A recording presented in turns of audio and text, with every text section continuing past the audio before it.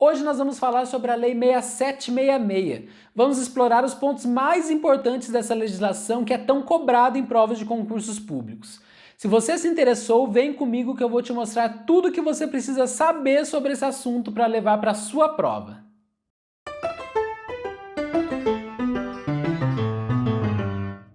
Olá, seja bem-vindo. Meu nome é Felipe, eu sou arquiteto e concurseiro e você está no Flashcards Arquitetura. E hoje nós vamos falar sobre urbanismo, mais especificamente sobre a Lei 6766, que trata do parcelamento do solo urbano. Esse vídeo será dividido em duas partes para não ficar muito longo e para que a gente consiga abordar todos os principais tópicos relacionados a essa legislação tão importante, beleza? Então vamos começar pelo básico, o que é parcelamento do solo. Parcelar um solo significa dividi-lo. E por que isso é feito? Isso acontece principalmente quando se tem uma área muito grande de solo e se quer transformá-la em áreas menores. Existem vários objetivos com isso, e o principal deles é a obtenção de lucro. O proprietário da gleba quer dividi-la e dessa divisão ele consegue obter várias parcelas menores de solo.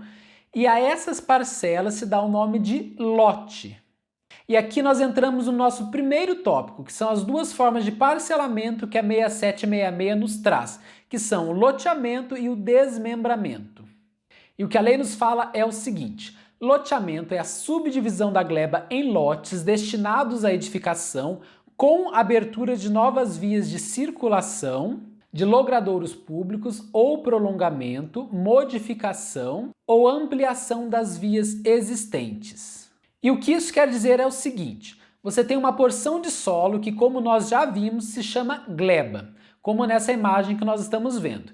E você quer pegar essa porção de solo e dividir em vários outros lotes, como nessa outra imagem.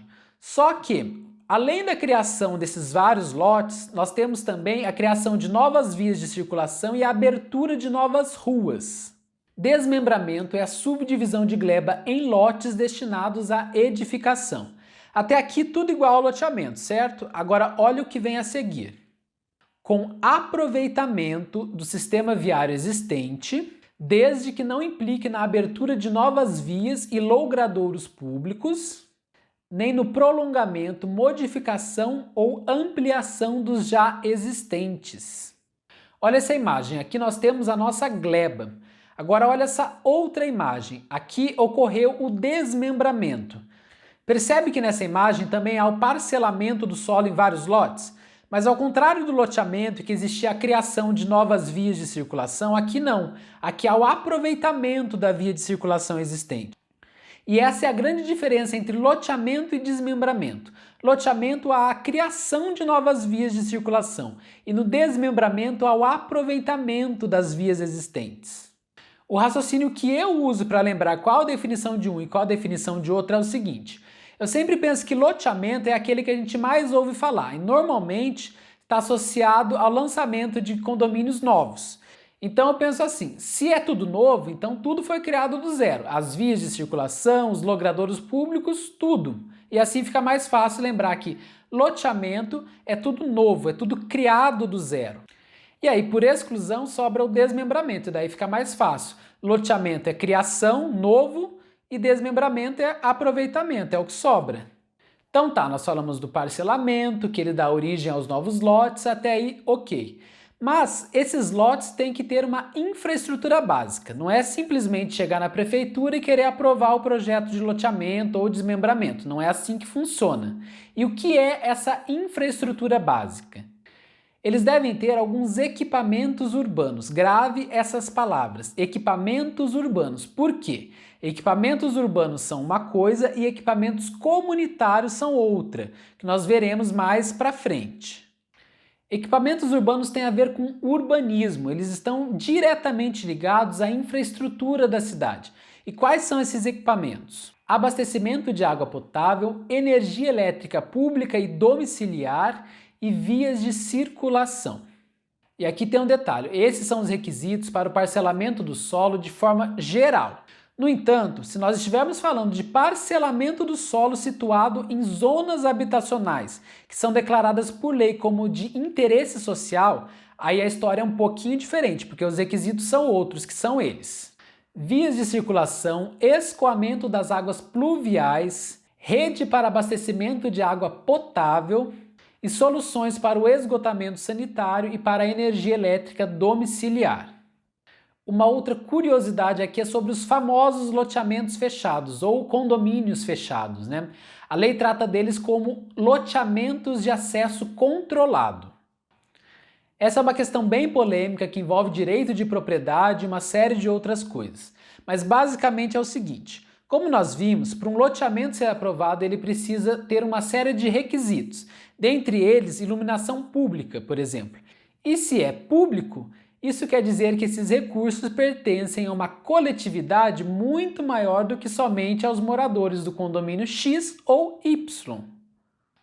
Portanto, teoricamente, e eu digo teoricamente porque na prática o que acontece é diferente, mas na teoria você pode, enquanto cidadão, entrar em qualquer um desses condomínios sem ser barrado, desde que, é claro, esteja devidamente cadastrado, né?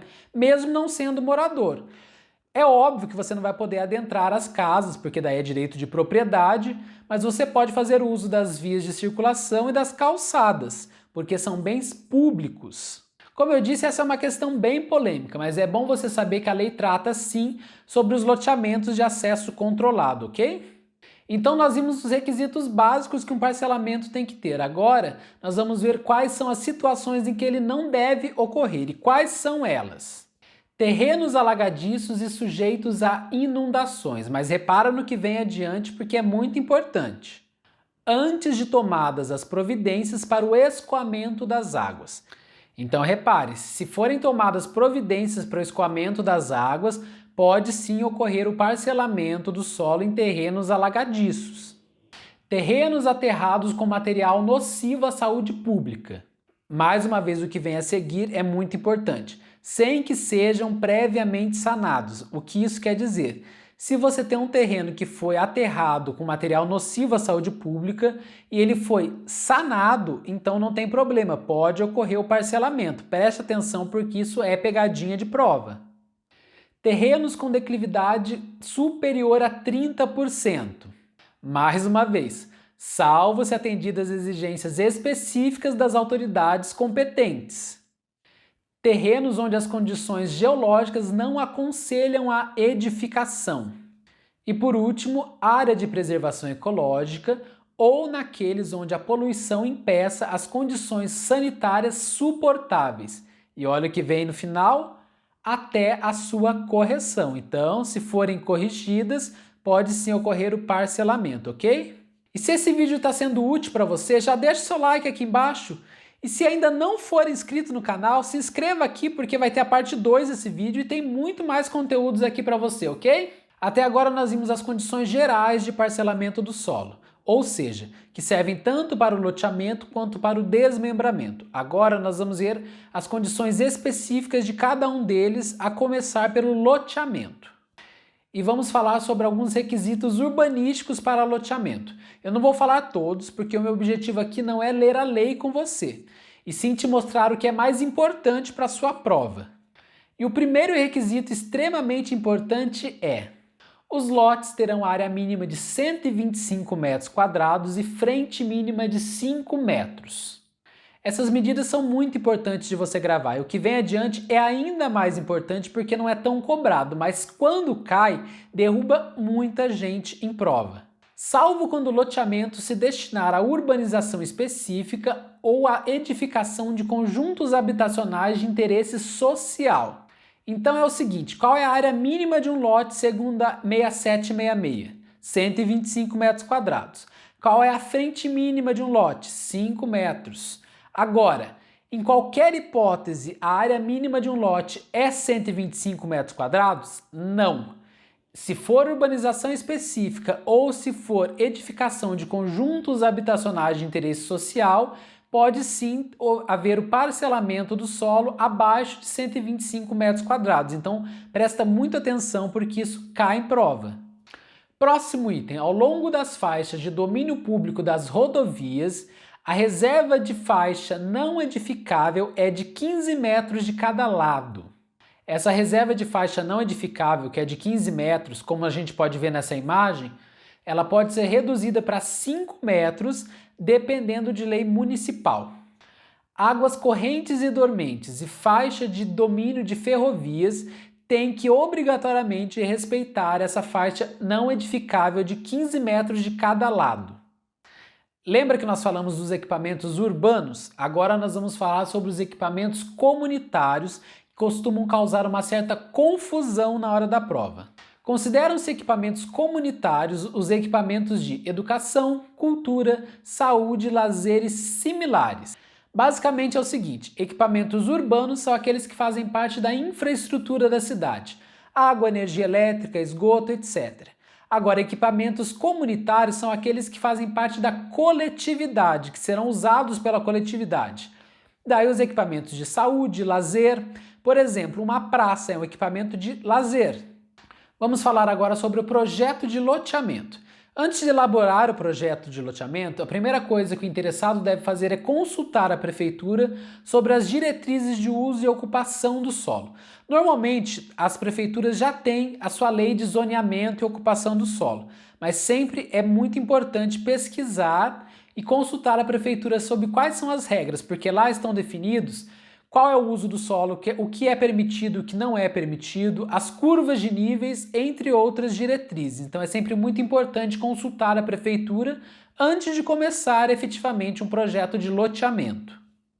Então, depois de obedecer a todas as diretrizes fixadas pelo município, o projeto de loteamento deve ser apresentado à prefeitura acompanhado de certidão atualizada de matrícula da gleba, certidão negativa de tributos municipais e instrumento de garantia. E o último tópico que nós vamos falar hoje é sobre o projeto de desmembramento, como que é essa entrada na prefeitura. Para aprovar o projeto de desmembramento, o interessado deve apresentar um requerimento à prefeitura acompanhado dos seguintes documentos: a certidão atualizada da matrícula da gleba e a planta do imóvel a ser desmembrado. Bom, pessoal, esse foi o vídeo de hoje, espero que vocês tenham gostado. Na parte 2 nós vamos falar sobre aprovação de loteamento e desmembramento, vamos tratar também do registro do loteamento e do desmembramento e vamos chegar nos contratos, que é a última parte da lei, tá ok? Então, muito obrigado por assistirem até aqui e até o próximo vídeo.